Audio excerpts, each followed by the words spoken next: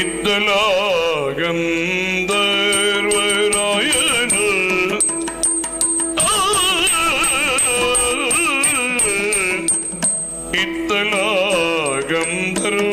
ಇತ್ತಲಾಗಂಧರ್ವರಾಯನ ಪುತ್ರಿಯಾಗಿ ಚಿತ್ರಲೋಚನ ಪುತ್ರಿಯಾಗಿ ಚಿತ್ರಲೋಚನೆ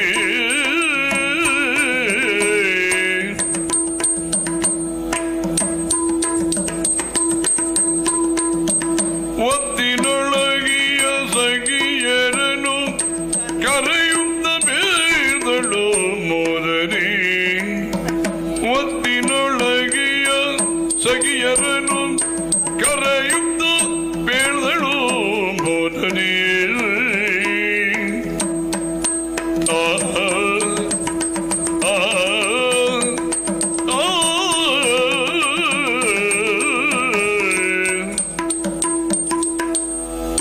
ಒತ್ತಿನೊಳಗೆಯ ಸಗಿಯರನು ಕರೆಯುತ್ತ ಬೇಡದಳು ಮೋದರಿ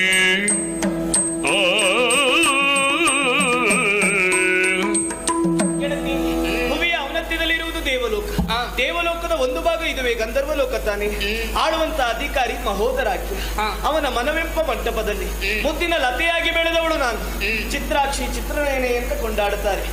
ಆಕಾಶ ಗಮನ, ಹವಿರ್ ಭೋಜನ, ವರಪ್ರದಾನ, ಈ ಮೂರು ವಿಶೇಷತೆಗಳನ್ನು ಹೊಂದಿದವರು ದೇವಲೋಕದವರು. ಬೇಕೆಂದಾಗ ಬೇಕಾದ ರೂಪವನ್ನು ಭರಿಸಿಕೊಳ್ಳುವಂತ ಯೋಗ್ಯತೆ, ಕಲ್ಪಿಸಿದಾಗ ಕಲ್ಪಿಸಿದ ಸ್ಥಳವನ್ನು ಸೇರುವಂತ ಸಾಧ್ಯತೆ, ನಿಂತ ಸ್ಥಳದಲ್ಲೇ ಪೂರ್ಣ ಲೋಕದ ಗುಣ ಅವಗುಣಗಳನ್ನು ಪರಿಶೀಲಿಸುವ ಪ್ರೌಢಿಮೆ ಇದ್ದದಿದ್ರೆ ಅದು ಈ ದೇವತೆಗಳಿಗೆ. ಆದ್ರೆ ಇವತ್ತು ಯಾಕೋ ಮನಸ್ಸಿಗೆ ಬೇಸರ. ಯಾಕೆ? ಈ ಬೇಸರದಿಂದ ಆವರಿಸಿಕೊಂಡಿದೆ ಜಾಡ್ಯತೆ. ಕಾರಣ ದೇವಭೂಮಿ ಎನ್ನುವಂಥದ್ದು ಭೋಗ ಕ್ಷೇತ್ರವೇ ಹೊರತು ಇಲ್ಲಿ ಬದಲಾವಣೆ ಎನ್ನುವಂಥದ್ದಿಲ್ಲ. ಬದಲಾವಣೆಯನ್ನು ವೀಕ್ಷಿಸಬೇಕು ಅಂತಾದ್ರೆ ಒಮ್ಮೆ ಭೂವಲಯಕ್ಕೆ ಹೋಗಬೇಕು ಎನ್ನುವ ಆಸೆ. ನನ್ನೊಬ್ಬಳೆ ಹೋದ್ರೆ ಏನಾದಿತ್ತು ಹೇಳು? ಏನಾಗುತ್ತದೆ? ಹೋದಳು ಬಂದಳು ನನ್ನಲ್ಲೇ ಮುಗಿಯುತ್ತದೆ. ಹಾಗಾಗಿ ತಿರುಗಾಟ ಆಗಬೇಕು ಅಂತಾದ್ರೆ, ಅದು ಸುಸಾಂಗವಾಗಿ ಸಾಗಬೇಕು ಅಂತಾದ್ರೆ ಒತ್ತಿನಲ್ಲಿರುವಂತ ಸಖಿಯರ ಜೊತೆಗಿರ್ಬೇಕು. ಅಂದ್ರೆ ಬರುವುದಕ್ಕೆ ಮನಸ್ಸಿದೆಯಾ ನಿನಗೆ? ನನ್ನಲ್ಲಿ ಕೇಳುವುದೇ ಬೇಡ. ಬರುವುದೇ ಇಲ್ವಾ? ಹಾಗಲ್ಲ, ಮತ್ತೆ ಯಾವಾಗಲೂ ನೀನೆಲ್ಲಿ ಇರ್ತೀಯೋ ಅಲ್ಲಿ ನಾನಿರುವವಳಲ್ಲ. ಹಾಗಾದ್ರೆ ಆದಷ್ಟು ಬೇಗ ಭೂವಲಯಕ್ಕೆ ಹೋಗೋಣ.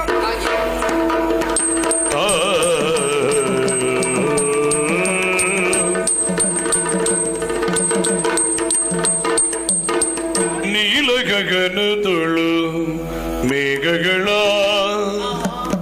ನೀಲ ಗಗನದೊಳು ಮೇಘಗಳ ಕಂಡಾಗಲಿ ನಲಿಯುತ್ತ ನವಿಲು ಗುಣಿಯುತ್ತಿದೆ ನೋಡ, ನವಿಲು ಗುಣಿಯುತ್ತಿದೆ ನೋಡ. ತತ್ತಿಂದಗ ದಿನದಂ ತತ್ತಿಂದಗ ದಿನದಂ ನೀಲ ಗಗನದೊಳು ಮೇಘಗಳ, ನೀಲ ಗಗನದೊಳು ಮೇಘಗಳ, ನೀಲ ಗಗನದೊಳು ಮೇಘಗಳ ಕಂಡಾಗಲಿ ನಲಿಯುತ್ತ, ಕಂಡಾಗಲಿ ನಲಿಯುತ್ತ ನವಿಲು ಗುಣಿಯುತ್ತಿದೆ, ನವಿಲು ಗುಣಿಯುತ್ತಿದೆ, ನವಿಲು ಗುಣಿಯುತ್ತಿದೆ, ನವಿಲು ಗುಣಿಯುತ್ತಿದೆ, ನವಿಲು ಗುಣಿಯುತ್ತಿದೆ ನೀಲ ಗಗನದೊಳು ಮೇಘಗಳ, ಮೇಘಗಳ.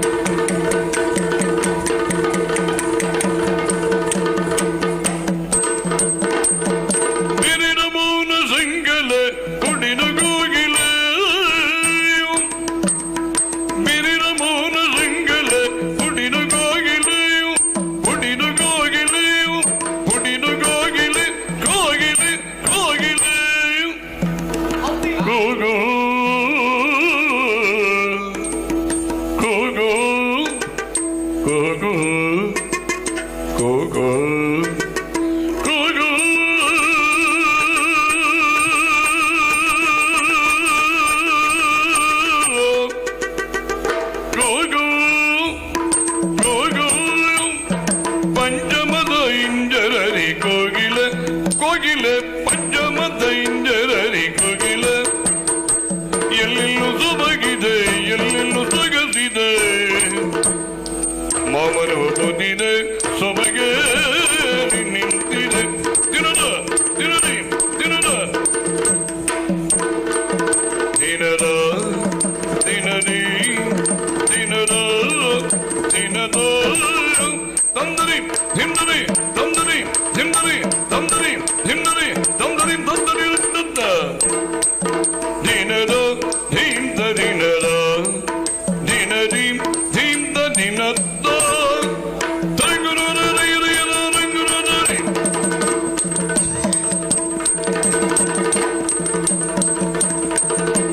darim dam dariram darim dam dariram darim dam dariram darim dam darim darim dagradam darim dagradam darim dagradam darim dagradam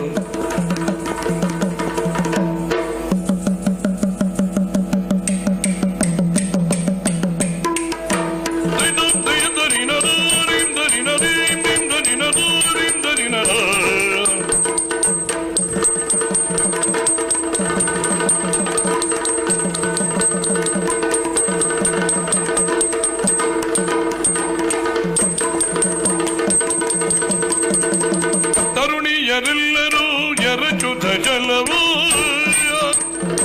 ತರುಣಿಯರೆಲ್ಲರೂ ಎರಚುತ ಜಲವ ಸರಸಿಯುಳಾಡಿದ ಹರುಸರಿ ಸರಸಿಯುಳಾಡಿದ ಹರುಸರಿ ಸರಸಿಯುಳಾಡಿದ ಹರುಸರಿ ಹೂವ ಕೊಯ್ಯುತ್ತ ಬಂದರು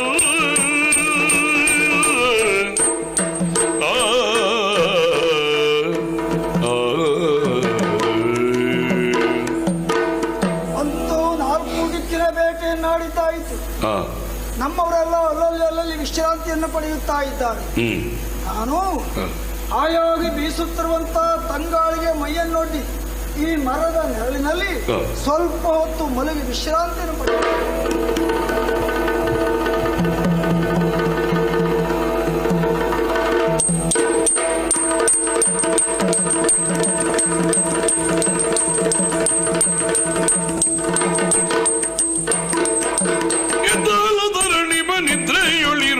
ಮತ್ತ ಗಹಿಣಿಯರು ಸೇರುತ್ತಲೇ ಇತ್ತಲು ಧರಣಿ ಬನಿತೆಯುಳಿರುದಿರೆ ಮತ್ತ ಗಹಿಣಿಯರು ಸೇರುತ್ತಲೇ ಮತ್ತ ಗಹಿಣಿಯರು ಸೇರುತ್ತಲೇ ಪೃಥ್ವಿಯ ಸೊಬಗನು ಈಕ್ಷಿಸಿ ಪೃಥ್ವಿಯ ಸೊಬಗನು ಈಕ್ಷಿಸಿ ಈಕ್ಷಿಸಿ ಪೃಥ್ವಿಪದಿಯ ಬಳಿ ಸಾರುತ್ತಲಿ ಪೃಥ್ವಿಯ ಸೊಬಗನು ಈಕ್ಷಿಸಿ ಈಕ್ಷಿಸಿ ಪೃಥ್ವಿ ಬಳಿ ಸಾರುತ್ತಲಿ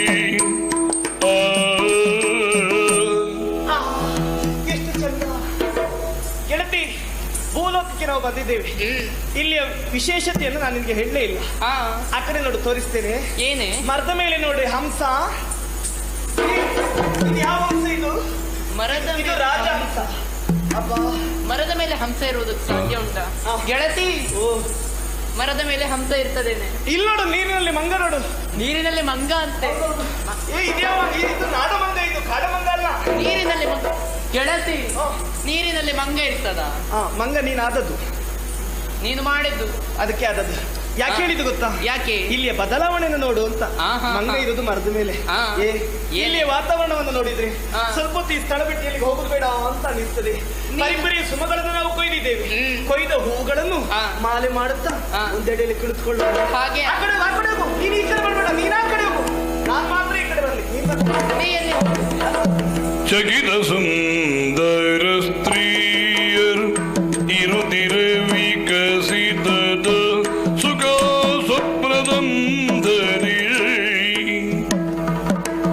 ಪಗುದರ ರಸನಿ ಅಂದು ತೋರಲು ರುದ್ರಕೋಪ ಎದ್ದು ನಾಲ್ದಸೆ ನೋಡಿ ಎದ್ದು ನಾಲ್ದಸೆ ನೋಡಿ ನಾಲ್ದಸೆ ನೋಡಿ ನಾಲ್ದಸೆ ನೋಡಿ ನೋಡಿ ನಾಲ್ದಸೆ ನೋಡಿ ನಾಲ್ದಸೆ ನೋಡಿ ಮಾತೃಭೂವರ ಕಂಡ ಮಾತೃಭೂವರ ಕಂಡ ಸತಿಯರ ಮಧ್ಯದೊಳು ಸಿತ ಹಿಮಕರನ ತೆರ ಬಿದ್ದವದನ ಸತಿಯರ ಮಧ್ಯದೊಳು ಸಿತ ಹಿಮಕರನ ತೆರ ಬಿದ್ದವದನ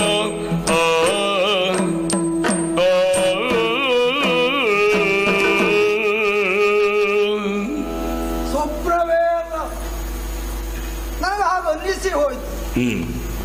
ಗಾಢವಾದ ನಿದ್ರೆ ಬಂದಿದ್ದ. ಹೌದು, ಯಾರೋ ಮೇಲಿಂದ ಕೆಳಗೆ ಇಳಿದು ಬಂದ ಹಾಗೆ, ಸುತ್ತೆಲ್ಲ ಸಂಚಾರ ಮಾಡಿದ ಹಾಗೆ, ಗಿಡ ಮರಗಳನ್ನ ನೋಡುತ್ತಾ, ಬಳ್ಳಿ ಲತೆಗಳನ್ನ ನೋಡುತ್ತಾ, ಹೂಗಳನ್ನ ಕೊಯ್ಯುತ್ತಾ ಕುಳಿತುಕೊಂಡ ಹಾಗೆ ಹಾಡಿದ ಹಾಗೆ ಸ್ವಪ್ನ ಅಂತ ಥಟ್ಟನೆ ಹೆಚ್ಚಾಗಿ ಅತ್ತ ಇತ್ತ ಸುತ್ತಮುತ್ತ ನೋಡುವಾಗ ವಾಸ್ತವ ಅಲ್ವಾ? ಹೌದು. ಅನೇಕ ನಕ್ಷತ್ರಗಳ ಮಧ್ಯದಲ್ಲಿ ಹಿಮಕರನಾಗಿರುವಂತಹ ಚಂದ್ರಮ ಹೇಗೆ ಎದ್ದು ಕಾಣುತ್ತಾನೋ ಹಾಗೆಯೇ ಸುತ್ತೆಲ್ಲ ಇರುವ ಸಖಿಯರ ಮಧ್ಯದಲ್ಲಿ ಈ ಚಂದ್ರಮುಖಿ ಎದ್ದು ಕಾಣುತ್ತಾ ಇದ್ದಾಳೆ. ಯಾರಿರಬಹುದು?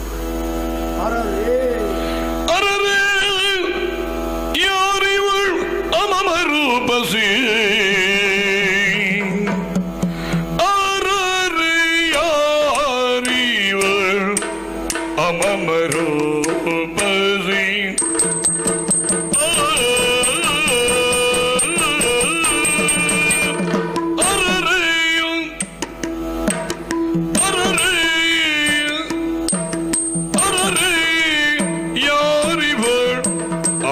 ರೂಪಸಿ, ಅರರೆ ಯಾರಿವಳ್ ಅಮಮ ರೂಪಸಿ, ಅಮಮ ರೂಪಸಿ, ಸಿರಿಯೋ ಗೌರಿಯೋ ಸಿರಿಯೋ ಗೌರಿಯೋ,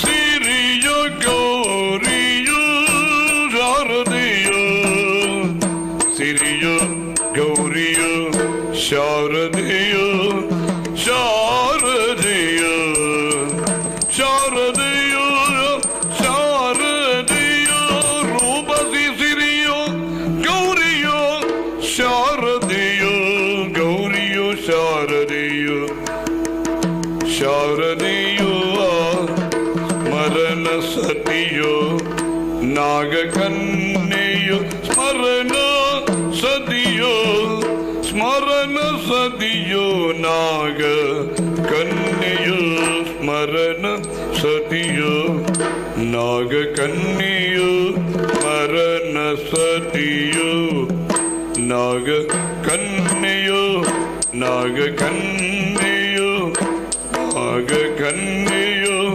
ನಾಗ ಕನ್ಯೆಯೋ, ಧರೆಯೋ ಇಲ್ಲವೂ ಸರಿಸಮ, ಸಿರಿಯೋ ಗೌರಿಯೋ ಶಾರದೆಯೋ ಸ್ಮರಣ ಸತಿಯೋ ನಾಗ ಕನ್ಯೆಯೋ, ಸ್ಮರಣ ಸತಿಯೋ ನಾಗ ಕನ್ಯೆಯೋ, ನಾಗ ಕನ್ಯೆಯೋ, ನಾಗ ಕನ್ಯೆಯೋ, ಧರೆಯೋ ಇಲ್ಲವೂ ಸರಿಸಮ,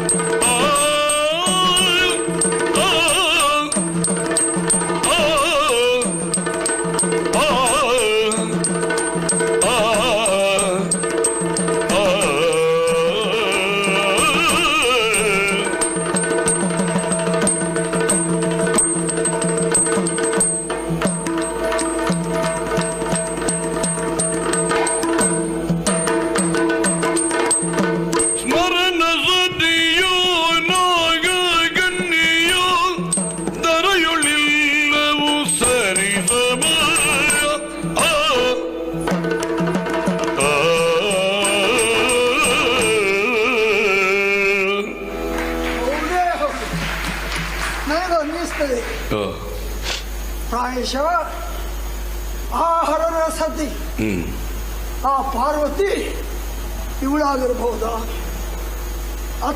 ಅಥವಾ ನಾರಾಯಣನ ಸತಿ ಲಕ್ಷ್ಮೀದೇವಿ ಇವಳಾಗಿರಬಹುದಾ? ಅಲ್ಲ, ಸ್ಮರಣ ಸತಿ ರತಿ ಅವಳೇ ಇವಳ ಅಲ್ಲ, ನಾಗ ಕನ್ನಿಕೆಯು ಅವರು ಯಾರೂ ಅಲ್ಲ. ಜೊತೆಯಲ್ಲಿ ಧರೆಯಲ್ಲಿ ಇವಳಿಗೆ ಸರಿಸಾಟಿಯಾದವರು ಮತ್ತೊಬ್ಬರು ಇಲ್ಲವೇ ಇಲ್ಲ. ಅರರೇ ಅಮ್ಮಮ್ಮ, ಏನು ಸೌಂದರ್ಯ! ಅಲ್ಲ, ಯಾರು ಇರಬಹುದು ಇವಳು? ಹೀಗಿರಬಹುದಾ? ಹೇಗೆ? ಶಚಿದೇವಿ ಅಲ್ಲ ನೋಡ ಪೂರ್ಣ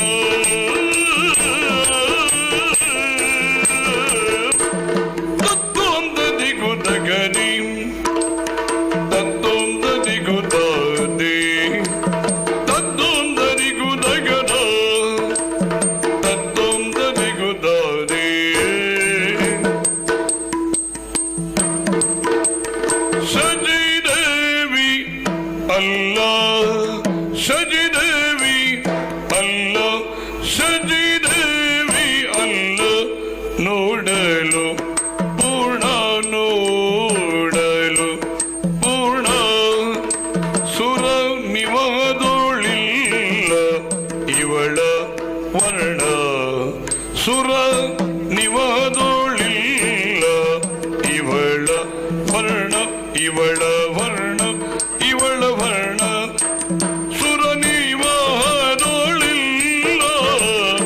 ಇವಳ ವರ್ಣ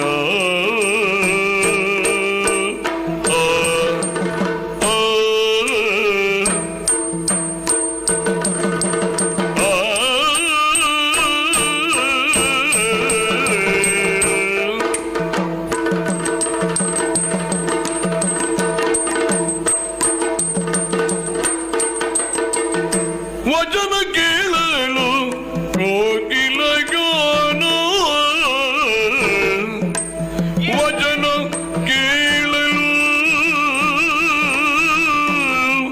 ಕೋಗಿಲ ಗಾನ ಕೋಗಿಲ ಗಾನ ಕೋಗಿಲ ಗಾನ ಇವಳ ಉಚಿತದಿ ಪಡೆದವ ಯಾರು ಧನ್ಯ ಇವಳ ಉಚಿತದಿ ಪಡೆದವ ಉಚಿತದಿ ಪಡೆದವ ಉಚಿತದಿ ಪಡೆದವ ಯಾರು ಧನ್ಯ ಯಾರು ಧನ್ಯ ಯಾರು ಧನ್ಯ ವಚನ ಕೇಳಲು ಕೋಗಿಲ ಗಾನ ವಚನವ ಕೇಳಿ ಕೋಗಿಲ ಗಾನ ಕೋಗಿಲ ಗಾನ ಕೋಗಿಲ ಗಾನ ಇವಳು ಚಿತ್ತದಿ ಪಡೆದವ ಯಾರು ಧನ್ಯ ಇವಳು ಚಿತ್ತದಿ ಪಡೆದವ ಯಾರು ಧನ್ಯ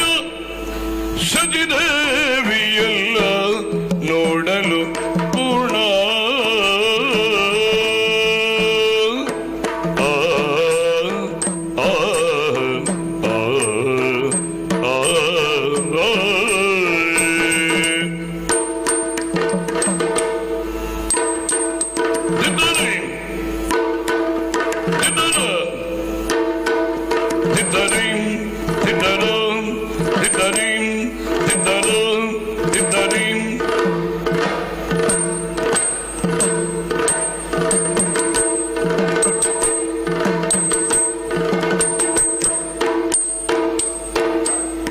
ವಚನ ಕೇಳಲು ಕೋಗಿಲ ಗಾನ ಇವಳು ಜಿದರಿ ಪಡೆದವ ಯಾರು ತನ್ನ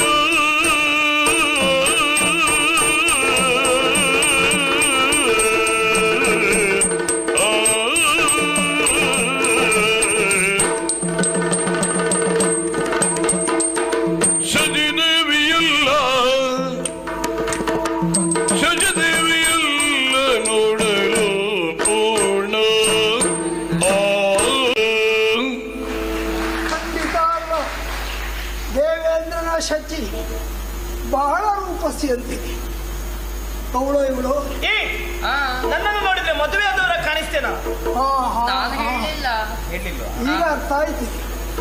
ಎಲ್ಲ ಮದುವೆ ಆದವರಿಗೆ ಹೋಲಿಸ್ತಾ ಇದ್ದೇನೆ. ನಾನು ಅವಿವಾಹಿತೆ. ಹಾಗಾದ್ರೆ ಮದುವೆ ಆಗುವುದಕ್ಕೆ ಸಿದ್ಧಳಿದ್ದಾಳೆ. ಎಂಥ ಸ್ವರ! ಕೋಗಿಲೆಯ ಪಂಚಮದ ಹಿಂಚರದ ನಾದವನ್ನು ಕೇಳಿದ ಅನುಭವ. ಯಾರಿವಳು? ಇವಳನ್ನು ಪಡೆದವರೇ ಧನ್ಯ ಪೂರ್ಣ. ಹೋಗಿ ಕೇಳಿಯೇ ಬಿಡ್ತೇನೆ, ನೋಡೋಣ. ಭೂಮಿ ಬನಿ ಬರುವಿರದೊಳಿರುವುದ ಕಾಮಿನಿ ಮಣಿ ಹರಿಯುತ ಮತ್ತ ಭೂಮಿ ಬನಿ ಬರುವಿರದೊಳಿರುವುದ ಕಾಮಿನಿ ಮಣಿ ಹರಿಯುತ ಮತ್ತ ತಾಮಸ ಇಲ್ಲದೆ ಅದೃಶ್ಯದಿಂದ ಕಾಮಿನಿಯರು ತೆರಳಿರತ್ತ ಇಂದು ವದನಯರ ಕಂದರ ಕಾಣರೆ ಸಿಂಧು ವಸನದೀಶನು ಮರುಗಿ ಇಂದು ವದನೆಯರ ಕಂದರ ಕಾಣರೆ ಸಿಂಧು ವಸನದೀಶನು ಮರುಗಿ ಕುಂದು ತವಿರನೆಯು ಬೆಂದು ಮನಸ್ಸಿನಲ್ಲಿ ನೊಂದು ಹೊರಗೋಪನು ಕರಗೆ. ಎಂತ ಅನ್ಯಾಯ ಅಲ್ವಾ? ಕಣ್ಣು ಕಣ್ಣು ಒಂದಾಗಿತ್ತು, ಮನಸ್ಸು ಮನಸ್ಸು ಒಂದಾಗಿತ್ತು. ಪೂರ್ವಾಪರವನ್ನು ಕೇಳುವ ತಮಕರಣ ಎಷ್ಟಿತ್ತು. ಹೇಳುವ ತವಕ್ಕೂ ಅವಳಿಗಷ್ಟೇ ಇತ್ತು. ಅದೇ ಅವಳ ಚರ್ಯ ಚಟುವಟಿಕೆಯಿಂದ ಅರ್ಥ ಆಯಿತು. ಆದ್ರೆ ಅಷ್ಟೊತ್ತಿಗೆ ಸರಿಯಾಗಿ ಕೈಗೆ ಬಂದ ತುತ್ತು ಬಾಯಿಗೆ ಬರಲಿಲ್ಲ, ಅಲ್ವಾ? ಬಾಯಿಗೆ ಬಂದ ತುತ್ತು ಹೊಟ್ಟೆಗೆ ಹೋಗಲಿಲ್ಲ, ಹೊಟ್ಟೆಗೆ ಹೋದ ತುತ್ತು ಜೀರ್ಣ ಆಗಲಿಲ್ಲ ಎಂಬ ಸ್ಥಿತಿ ಆಯ್ತು ಅಲ್ವೇ? ಚಿತ್ರಾಕ್ಷಿ ಬಾರೆ ಬಾರೆ ಬಾರೆ ಅಂತ ಎಳೆದುಕೊಂಡು ಹೋಗುವುದಕ್ಕೆ ಮುಂದಾದ. ಅನುಸರಿಸಿ ಸ್ವಲ್ಪ ದೂರ ಹೋದೆ. ನೋಡ್ತಾ ಇದ್ದಂತೆ ಮೇಲೆ ಮೇಲೆ ಮೇಲೆ ಮೇಲೆ ಮೇಲೆ ಹೋಗಿ ಕಣ್ಮರೆಯಾಗಿ ಹೋದ. ಹಾಗಾದ್ರೆ ನನ್ನ ಒಂದು ಊಹೆ ಸತ್ಯ ಆಯಿತು. ಭೂಲೋಕದ ಒಳಲ್ಲ, ಭೂಲೋಕದಲ್ಲಿ ಇವಳಿಗೆ ಸರಿಸಾಟಿಯಾದವರು ಮತ್ತೊಬ್ಬರಿಲ್ಲ ಅಂತ ಹೇಳಿದ್ನಲ್ಲ, ಭೂಲೋಕದವಳೇ ಅಲ್ಲ. ಹಾಗಾದ್ರೆ ಯಾವ ಲೋಕ? ಊರ್ಧ್ವ ಲೋಕಗಳು ಬೇರೆ ಬೇರೆ ಉಂಟು. ಅದರಲ್ಲಿ ಯಾರಿರಬಹುದು? ಹೆಸರು ಚಿತ್ರಾಕ್ಷಿ ಅಂತ ಗೊತ್ತಾಯ್ತು.